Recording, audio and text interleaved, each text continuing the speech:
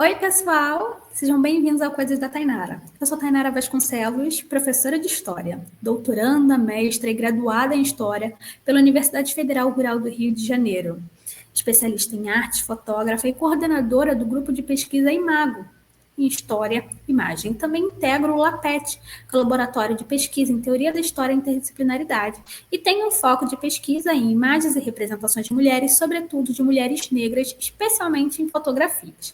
Na aula de hoje, eu quero contar uma história um pouco complicada. Ela fala sobre o mito da criação da hipersexualidade da mulher negra.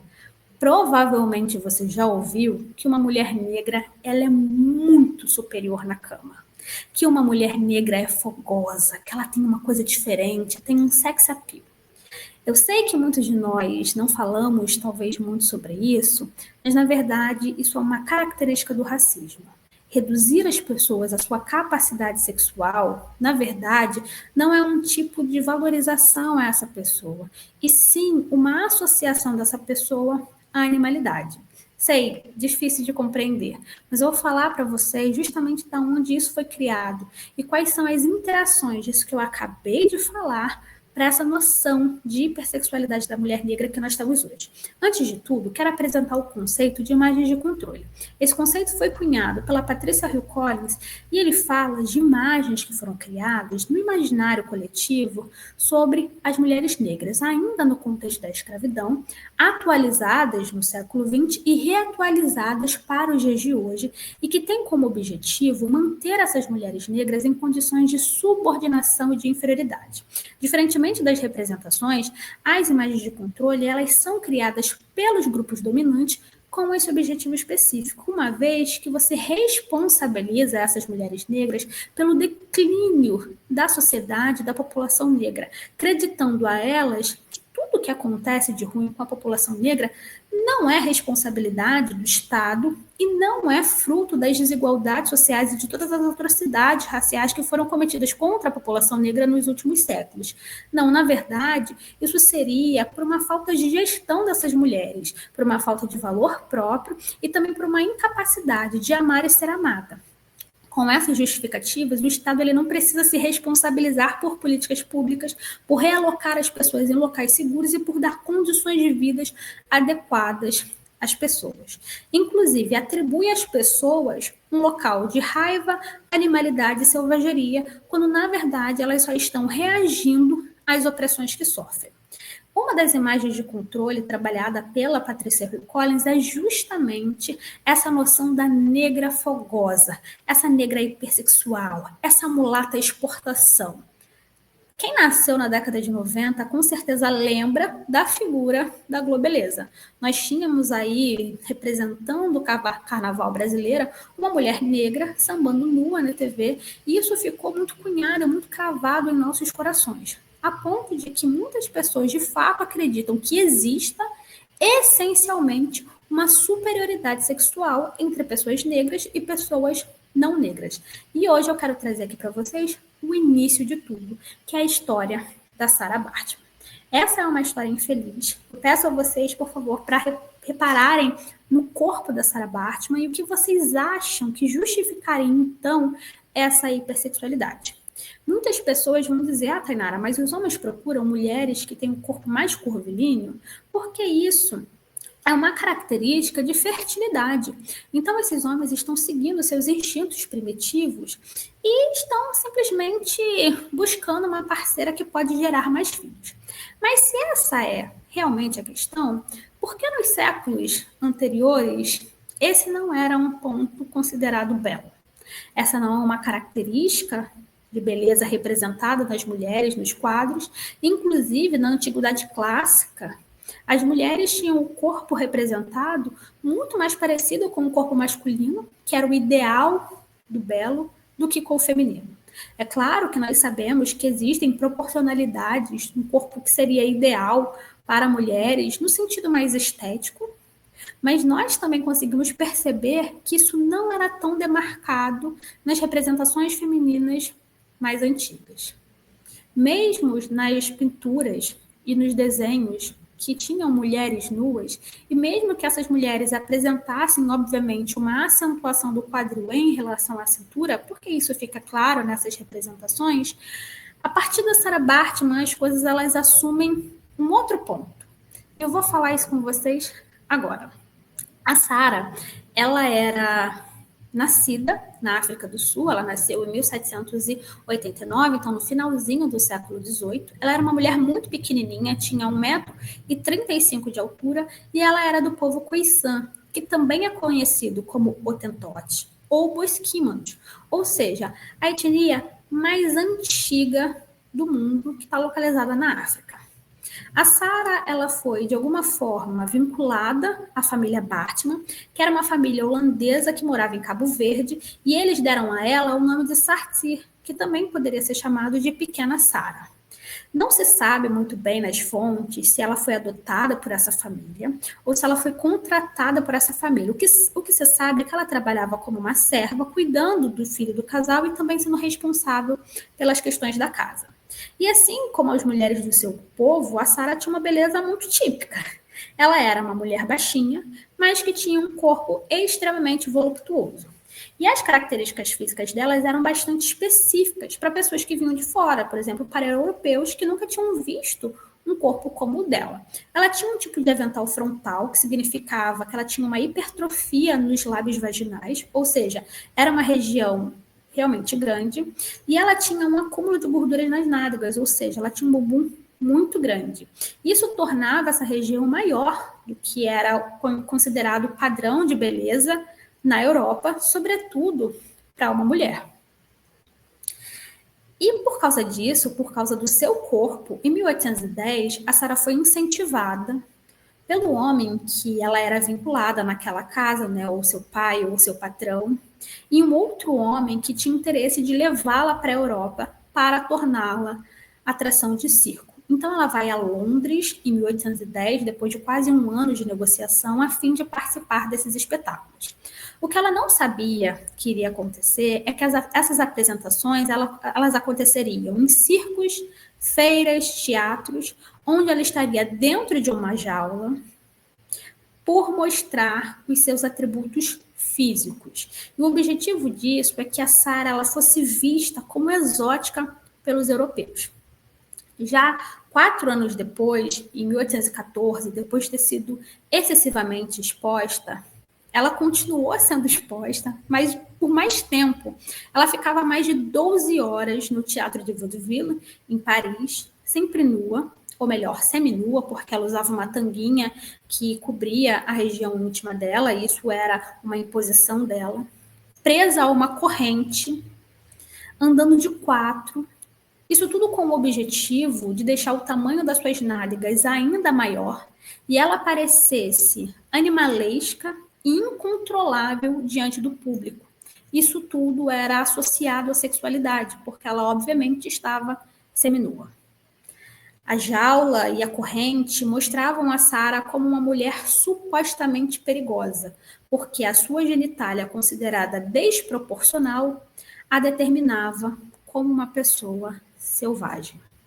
Aqui eu trouxe cartazes para vocês verem como falavam dela, né? Como que ela era anunciada nos cartazes. Então eles falam que ela era um fenômeno, que ela vinha do interior da África, tem o valor do ingresso para você assistir, para as pessoas assistirem. Ela era conhecida como essa Vênus de Hottentote. E é importante dizer que a figura de Vênus, como uma representação feminina, ela foi trabalhada ao longo da história da arte. E trazer, então, a figura da Sarah como uma figura de Vênus era um ponto muito marcante e, ao contrário do que se acredita, não era um ponto positivo. Porque o que eles estavam querendo dizer é que se nós temos uma Vênus e ela é a representação ideal da mulher, essa Vênus que é negra, essa Vênus Hottentote, ela é a prova de uma animalidade e de uma selvageria dessa mulher negra por conta do seu corpo. E aqui, por exemplo, tem uma representação do que acontecia com a Sara, né? Não era permitido tocar nela, mas eles chegavam muito perto, eles ficavam olhando para o seu corpo, eles tinham quase que um ritual de voyeur mesmo, né? De apreciar o corpo dela eroticamente nos circos, nos teatros, nas exposições, como se ela fosse um objeto a ser olhado. Então, aqui tem mais uma representação visual do corpo da Sara, né, dessa nádega proeminente, desse quadril muito largo, dessa diferença física em relação a ela e essa mulher branca europeia. A Sara foi vendida a um adestrador de animais e esse adestrador passou a exibi-la em prostíbulos e em espetáculos em praças públicas, junto com outros animais, como ursos, macacos, pulgas e percevejos. Ou seja, a Sara estava sendo retratada como se fosse um animal. E um ponto muito específico é que nem os animais merecem esse tipo de tratamento. Nem eles merecem ser expostos como objetos exóticos para a apreciação de outro. E a Sara estava nessa condição também. Um ano depois, já em 1815, a Sara foi o objeto de estudo em nome da ciência. Lembrando que ali já começava a se acentuar as noções de racismo científico, então ela foi examinada e estudada por zoólogos, fisiologistas, naturalistas, ela foi pintada nua, mediram a nádega dela, o clitóris, os lábios vaginais, os seus mamilos, ou seja, tocaram em seu corpo. E o Cuvier, que era um cirurgião e anatomista, que era completamente obcecado pela Sara, ele fez uma modelagem do todo o seu corpo em gesso pintado. E essa obra se encontra hoje no Museu do Homem, em Paris. E com o fim dessas exposições, né, pelas invasões napoleônicas, acredita-se que a Sara ela precisou se prostituir, além dos problemas que ela tinha com álcool.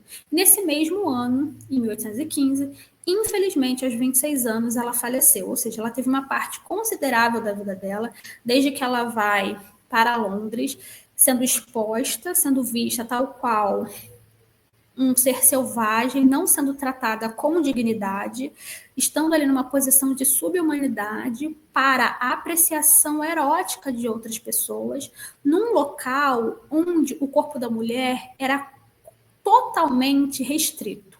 Então, se a gente parar para pensar nas noções de feminilidade, nas noções de modéstia, nas noções de pudor, nós sabemos que as mulheres europeias não podiam mostrar o corpo em público.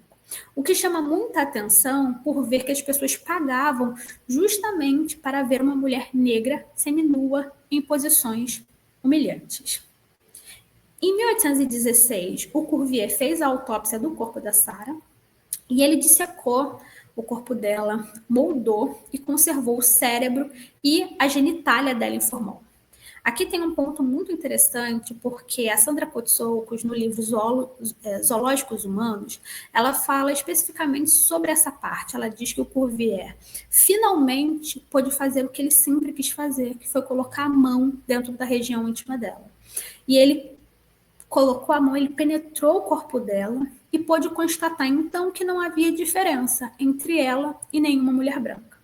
Ali, naquela prova dele, na verdade, naquele momento fetichista, porque até então ele cumpria, não só ele, mas todos os outros, cumpriam uma parte muito voyeurística. Nesse ponto, ele pôde consolidar isso que ele queria fazer com a Sara, colocando a mão na sua região íntima, mesmo que isso tenha sido uma proibição dela durante toda a sua vida. Então, ele atesta que não tinha nenhuma diferença em relação a ela, nenhuma anormalidade em relação a qualquer outra mulher, mas em 1824, quando ele publica o livro História Natural dos Mamíferos, com figuras originais coloridas a partir dos seres vivos, ele catalogou a Sara como uma das 120 espécies de mamíferos. Então, dá um pause aqui. O Cuvier fez a autópsia do corpo, dissecou o corpo dela, botou a mão na região íntima dela, moldou e conservou o cérebro dela e a genitália, ou seja, ele tirou os lábios vaginais delas, o clitóris, conservou em formol para isso ser apreciado, escreveu um livro e catalogou essa mulher como se ela fosse uma espécie à parte de mamíferos. Então, ela não era um ser humano. Mesmo que a Sarah alegasse a não ser forçada, isso fica muito claro no filme da Venus de Hottentot, ela é levada a um tribunal, né, e eles tentam arguir ela para falar, não, então, você está sendo forçada a passar por essa situação de humilhação, e ela fala que não, ela fala com todas as letras que não estava sendo forçada. Esse é um ponto interessante de falar, porque a quem a Sarah iria recorrer? Ela tinha saído de um país dela, estava em um outro local, numa língua estrangeira. A única pessoa, ou as únicas pessoas que ela conhecia, eram as pessoas que estavam fazendo as negociações por ela. Eram as pessoas que que compravam o seu direito. Então, como que ela iria dizer que ela estava numa situação de insalubridade se talvez nem ela percebesse que estava nessa situação? Uma vez que ela falou, não, mas aqui eu tenho a possibilidade de trabalhar, estou num local novo. Ou seja, ela não conseguia também articular quão ruim era a sua situação. E isso foi passado adiante. Mesmo então que ela tenha dito isso, ela passou por uma trajetória de muita humilhação pública. Aqui tem o corpo dela moldado pelo Cuvier, que está lá disponível no Museu do Homem, e aí vocês conseguem perceber a diferença do corpo dela em relação às mulheres europeias ali no início do século XIX. E aqui tem outras representações, assim, dos homens espantados, tem até um cachorro espantado com o tamanho da nádega dela, todos eles estão com braços para cima, estão em posições, enfim, de espanto. Aqui são homens do parlamento, um está levantando a sua tanga para olhar o seu bumbum, o outro está de costas, falando algumas coisas, mas também vendo o seu corpo. Então percebam um tipo de superioridade demonstrado por esses homens nessas imagens, né?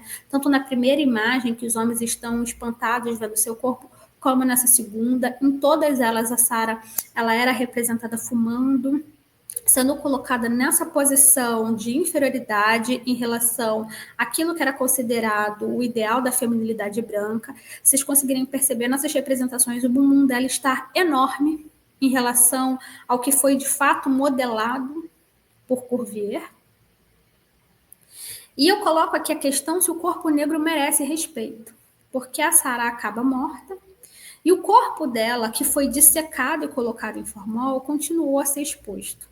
Então, não só ela teve uma trajetória de ser exposta num zoológico humano, como mesmo depois de morta, ela não conseguiu seu descanso. Até 1974, a genitália descoberta dela, ao contrário de como aparecia nas apresentações que ela fazia, o cérebro e outros órgãos estavam expostos em frascos de formol no Museu do Homem, em Paris. Isso através de reivindicações de Nelson Mandela, que em 2002 os seus órgãos e a sua ossada foram devolvidas à África do Sul para ela ter um sepultamento digno, com honrarias. Então, foi quase 200 anos para o corpo dela ser enviado para casa, para que ela tivesse um enterro digno. Foi mais de 100 anos para que o corpo dela parasse de ser exposto, para que, na verdade, a sua genitália parasse de ser exposta. Não existem fotografias da Sartir, porque ela faleceu antes da sua invenção, e um ponto interessante é nós falarmos que a genitália dela estava descoberta. Então, não era simplesmente o cérebro, como acontece com grandes gênios. O que a diferenciava deles era justamente o fato de que a vulva dela estava ali, disponível para ser apreciada eroticamente, e o pênis desses homens não estavam. E por que não estavam? E nessa época, a ginecologia estava se consolidando, e a sexualidade do que se considerava uma mulher normal, que obviamente era a mulher europeia, era aquela sexualidade que servia apenas para a maternidade. Então essa mulher, ela não podia nem ter desejo sexual, ela não podia ter desejo sexual para o próprio marido, ela não podia se tocar, ela não podia fazer nada. E o corpo dela era simplesmente um repositório de filhos que ela deveria entregar para esse homem, porque os filhos não eram nem dela, os filhos eram dos homens. E para os médicos europeus, o corpo voluptuoso das mulheres negras passou a ser entendido como lascívio, passou a ser entendido como uma fonte de corrupção e uma fonte de doença.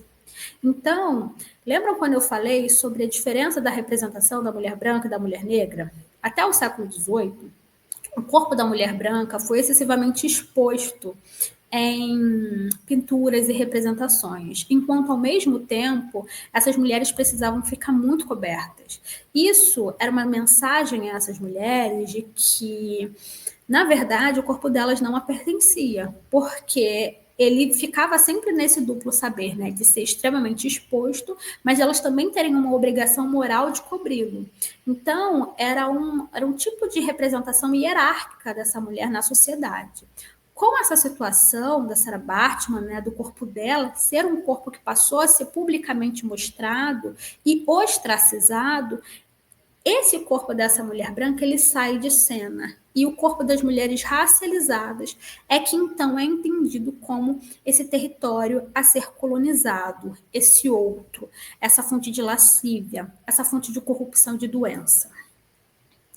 E aqui a gente vê muito bem essa representação da Sarah e dessa mulher branca. A Sarah tinha 1,35 m de altura. Nesse desenho, a Sarah está imensa. Tem uma mulher branca pequenininha ao lado dela, tem uma mulher branca maior ao lado dela, e a Sarah, que era muito pequena, foi retratada como se ela fosse muito maior. A nádega dela está enorme, completamente desproporcional. Essa mulher branca, ela está toda coberta.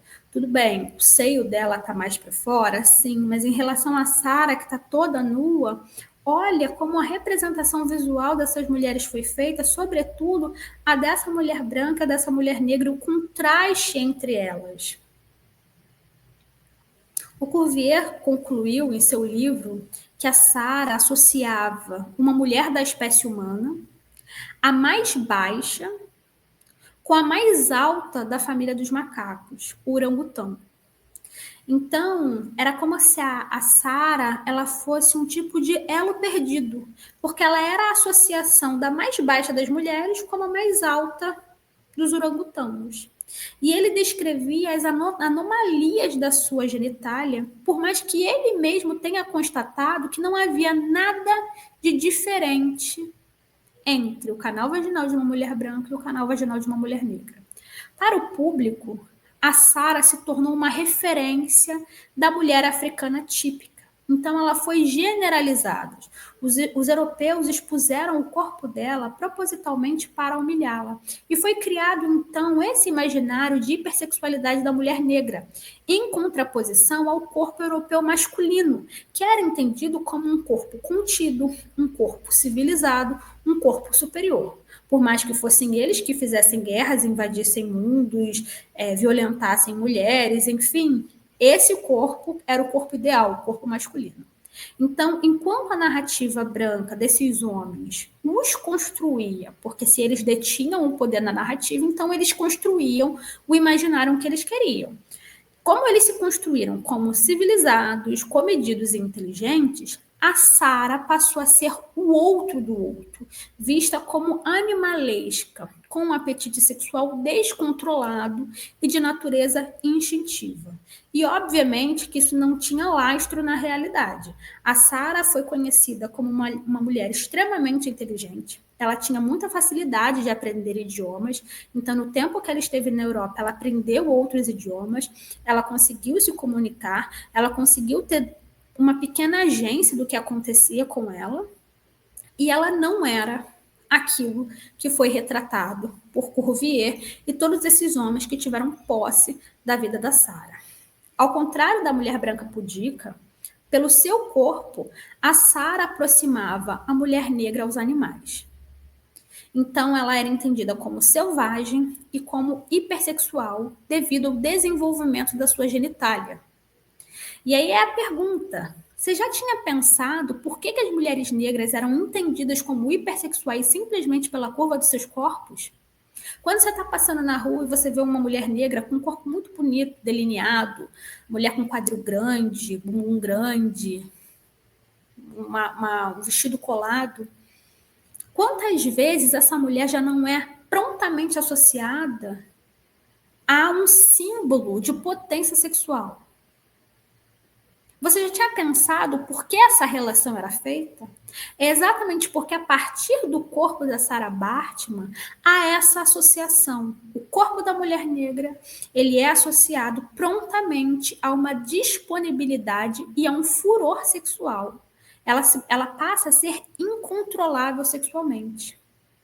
E, portanto, a Vênus de Hottentote, ela seria símbolo do discurso que dizia que os africanos eram essa ligação entre o mundo humano e o animal, né? Então, esse elo perdido na cadeia evolucionária entre os macacos e os homens, porque se ela supostamente não conseguia se controlar, é porque ela não detinha a racionalidade. Isso tudo tinha o objetivo de justificar as violências sexuais cometidas contra essas mulheres.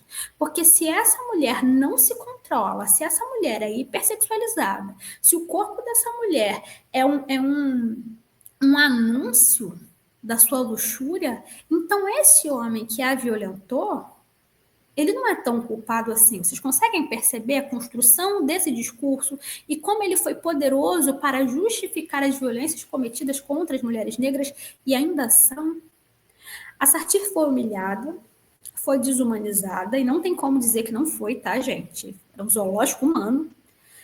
E não apenas para o divertimento europeu, mas também para o avanço da ciência e do racismo científico, que pautou que seria posteriormente a eugenia. Então, a eugenia ela é delineada ali no fim do século XIX e a gente vai ver o maior contorno da eugenia no nazismo. Mas tudo isso pautado nessa noção de superioridade branca e de inferioridade dos outros povos, nos quais o negro era o pior de todos. Então, por ser negra, por ter o seu corpo, essa mulher foi exposta ao ridículo, ela recebeu um atestado científico de inferioridade racional, quer dizer, de uma sexualidade aflorada e de uma aproximação com os babuínos pelo desenvolvimento das suas nádegas. Isso é muito sério. Porém, enquanto para os europeus, a Sartis era considerada como uma pessoa com traços ridículos, posta para ser ostracizada, ridicularizada, digna de exposição e de humilhação, para as mulheres do povo khoisan e para o povo khoisan de modo geral, ela era considerada particularmente bonita. Eu recomendo o filme da Vênus Negra para vocês verem, obviamente, com moderação, entendendo as implicações históricas do filme, entendendo o que aconteceu com a Sarah Bart, mas problematizando o que aconteceu com ela, problematizando, levando em consideração que ela foi uma mulher tirada da sua terra natal, levada para um outro lugar, para nesse lugar ser exposta, para o seu corpo ser entendido enquanto ridículo, para esse seu corpo ser entendido como esse local do outro, para ser esse local onde então você pode descarregar aquilo que você então não poderia fazer dentro de casa com sua esposa que é pura. Olha essa hierarquia, olha o que está acontecendo. E tudo isso que aconteceu com a Sarah foi utilizado, então, como uma justificativa para o tratamento que as mulheres negras receberiam. Durante essa mesma época, a família imperial estava se localizando aqui no Brasil e a construção da fotografia para o mundo, ela iria iniciar em 1839. Então, foi uma tecnologia que foi lançada ao mundo, que rapidamente se popularizou. As representações visuais de mulheres negras, elas começam a aparecer de forma muito latente, então, nessa segunda metade do século XIX. Já no fim do século XIX, nós temos a invenção do cinema. No século XX, o cinema ele ganha um fôlego muito grande, né? Então, essa tecnologia, ela molda muito a nossa percepção e depois, com a invenção da TV, isso vai para dentro de casa e a gente vê uma construção midiática dessa mulher negra como esse outro hipersexual, esse outro hipersexualizado. E, portanto, se essa mulher, então, ela não é entendida como pudica, como pura, ou seja, ela não pode ser tratada como uma mulher, entre aspas, de família, uma mulher de honra, uma mulher de valor, então pode-se fazer qualquer coisa contra ela, pode tratá-la de qualquer modo.